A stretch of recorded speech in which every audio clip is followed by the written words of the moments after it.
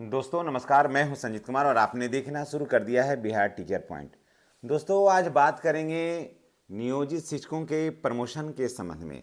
जी हाँ, पहले जब हम बात करते थे कि नियोजित शिक्षकों को प्रमोशन होगा और बहुत जल्दी होगा, सबसे पहले शिक्षकों का प्रमोशन होगा तो उसमें नियोजित शिक्षक होंगे।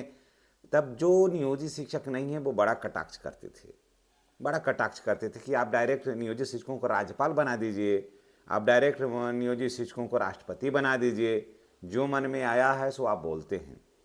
लेकिन दोस्तों मैं वही कहता हूँ जो सही होता है, और जो मैं कहता हूँ वो ऑथेंटिक मैं खबर लेकर के आता हूँ।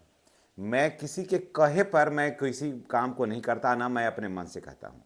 और हाँ, जिसकी संभावना होती है, प्रबल होती है संभावना, जैसे जिसकी जिस चीज़ की संभावना प्रबल होती है उसका मैं ऑफिस से राय लेता हूँ, उससे बाद मैं इस पर बात करता हूँ।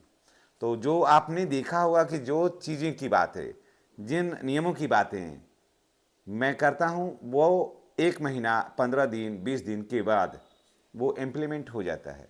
ऐसा नहीं है कि मैं किसी को कहता हूँ, मैं वहाँ से जो सूचनाएं होती है, जब मैं वहाँ जाता हूँ तो सूचनाएं मैं लेकर के आता हूँ और उसके बाद मैं आपके साथ शेयर करता हूँ। और उसके बाद फिर बहुत सारे हमारे सीनियर शिक्षक हैं, सीआरसीसी हैं, बहुत सारे अन्य लोग हैं जो रिटायर्ड हैं, है ना, बीओ हैं, इन लोगों से राय सलाह जब होती है, जब बैठते हैं हम लोग तो इस पर चर्चा होती है। डीडीओ हैं तो चर्चा होती है, तो हम वहाँ से जो बातें निकल के आती है हम आपके साथ शेयर करते हैं। तो उस समय कहते थे हम कि नियोजित शिक्षकों को हो जाएगा स्नातक ग्रेड में पूर्णतः अविलंब। तो लोग कहते थे कि ये सब बिल्कुल झूठ है, नियोजित शिक्षक तो परीक्षा ही नहीं दिए हैं, तो नियोजित शिक्षकों को कहाँ से प्रमोशन होगा। फिर कहते थे कि नियोजित शिक्षक जो हैं वो फर्जी हैं, है ना। उसके बाद ये कहते थे कि परीक्षा देने वाला का तो अभी हुआ नहीं है, बिना परीक्षा देने वाला का कहाँ से होगा। ये सारी बातें बैठे बैठे शिक्षक करते रहते थे। और शिक्षकों की कितने तरह के सोच रखने वाले हैं। अभी आप परीक्षा में, अभी आप मैट्रिक इंटर के परीक्षाओं में होंगे, कैसे कैसे शिक्षक मिलते हैं और कैसा कैसा सवाल अपने शिक्षक साथियों से करते हैं, तो माथा घूम जाता है कि ये राम, ऐसे भी शिक्षक होते हैं। और वो लोग कटाक्ष करते थे, है ना। आप देखिए, मैं आपको बता दे रहा हूँ कि नियोजित शिक्षकों का लगभग लगभग जिले में काम इस पर शुरू हो गया है। और आपको प्रमोशन के बाद जो है ना, आपका जो है मूल वेतन जो हो जाएगा, आपको 34,130 रुपया हो जाएगा। इस चीज़ को अभी आपको मैं दे रहा हूँ। और फिर मैं आपको बोर्ड पर भी किसमें कितनी बढ़ोतरी होगी ये भी मैं बातें बताऊँगा।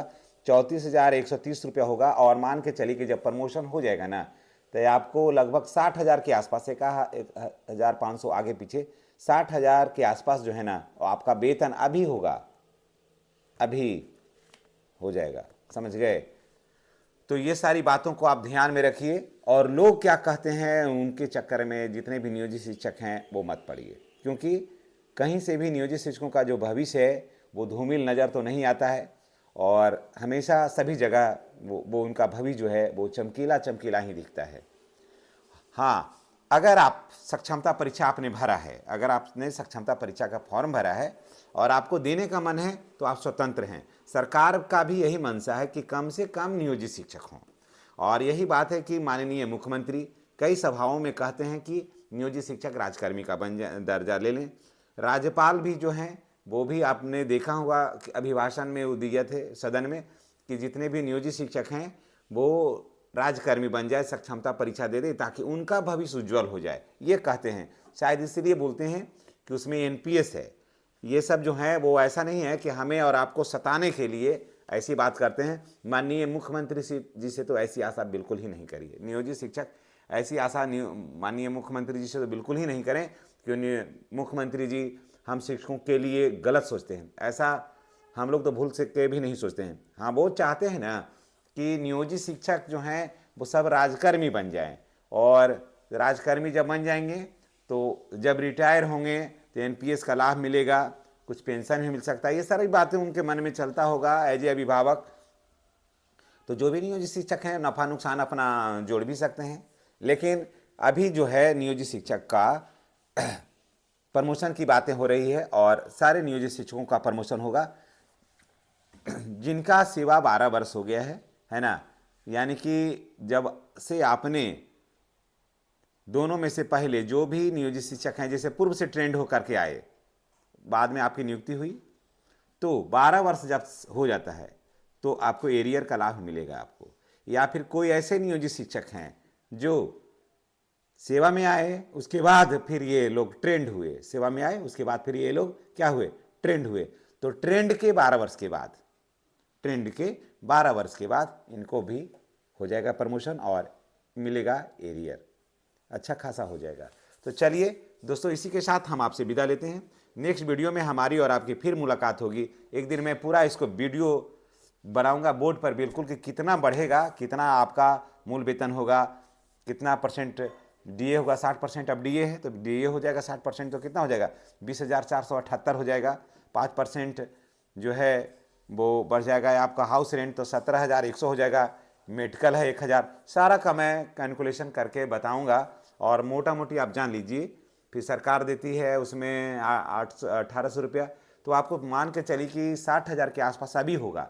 फिर उसके बाद फिर आपको 8वें वेतन का जब लाभ होगा, ये तो आप जान रहे हैं कि 8वें वेतन के लाभ के सबसे एक नंबर लाइन में अगर कोई है तो वो है नियोजित शिक्षक, तो उसमें हो जाएगा तो आपको अच्छा खासा पेमेंट हो जाएगा। मान के चलिए कि आपको फिर 60,000 तो इसी में हो जाएगा, तो 20,000 और भी रखिए, 20,000 25,000, तो 80,000 85,000 के आसपास, 85,000 के आसपास पेमेंट होने का प्रबल संभावना है ना, प्रबल संभावना है, खास करके नियोजित शिक्षकों का।